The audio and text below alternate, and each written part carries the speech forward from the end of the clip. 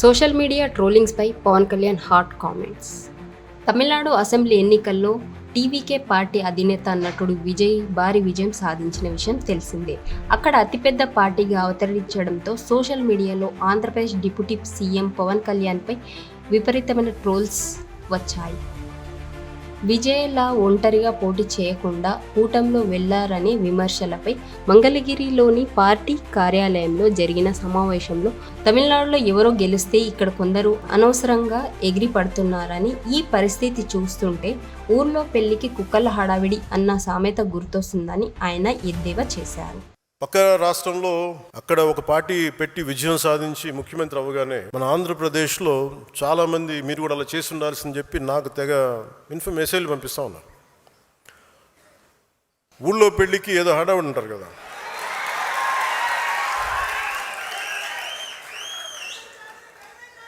అంటే అంటే ఏంలా ఎలా ఉండదంటే మనకి సందులోనో మన ఒక పెళ్లి జరుగుతూ ఉంటే మన ఊళ్ళో చిన్నపిల్లలు పరిగెడుతూ ఉంటారు అటు ఇటు, వాళ్ళ ఇంట్లో పెళ్ళి అనుకున్నాడు. విజయ్ లాగానే మీరు కూడా ఒంటరిగా రావాలని చాలా మంది నాకు మెసేజ్లు చేస్తున్నారు. కానీ 2019లో మేము ఒంటరిగా నిలబడినప్పుడు నన్ను 2 చోట్ల దారుణంగా ఓడించారు. ఆ రోజు ఏ ఒక్క నాయకుడైనా నా వెంట నిలబడ్డారా? అందరూ పారిపోయారని పవన్ కళ్యాణ్ గతాన్ని గుర్తు చేశారు. అరే, ఆంధ్రప్రదేశ్ పరిస్థితులు వేరు. సరే, వీళ్ళు చెప్పినట్టుగానే మనం కూర్చొని 2019 నిలబడ్డాం. ఎక్కడ పెట్టారు? 2 చోట్ల ఓడించారు కదా. పోనీ ఎవరైనా నిలబడ్డారు ఆ రోజున నాయకులు అంటే? అందరూ పారిపోయారు కదా. తమిళ రాజకీయ పరిస్థితులు వేరు, ఆంధ్ర రాజకీయ పరిస్థితులు వేరు. రెండింటిని పోల్చడం సరికాదని ఆయన కుండబద్దలు కొట్టి చెప్పారు.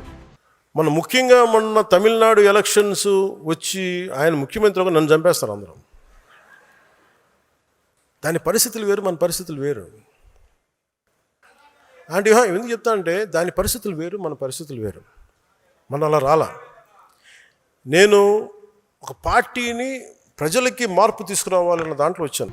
2024 ఎన్నికల నాటికి ఏపీ పరిస్థితి ఇంటెన్సివ్ కేర్లో ఉండటం వల్లే రాష్ట్ర ప్రయోజనాలు కాపాడటం కోసం కూటమిలో కలవాల్సి వచ్చిందని స్పష్టం చేశారు.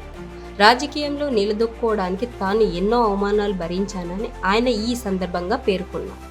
2024లో మీరు తెలుగుదేశం వెళ్ళకుండా ఉంటే చాలా బాగుండేదని నేను నా చెవులు ఊదరగొట్టేస్తున్నాను. నేను దానికి కారణం చెప్తా. ఆంధ్రప్రదేశ్ ఇంటెన్సివ్ కేర్లో ఉంది. ఆ రోజు తీసుకునే నిర్ణయమే కీలకం. అప్పటికి మేము ఈ కరోనా వల్ల దీనివల్ల బీజేపీ మేము ఖచ్చితంగా ముందుకు తీసుకెళ్ళలేకపోతున్నాం.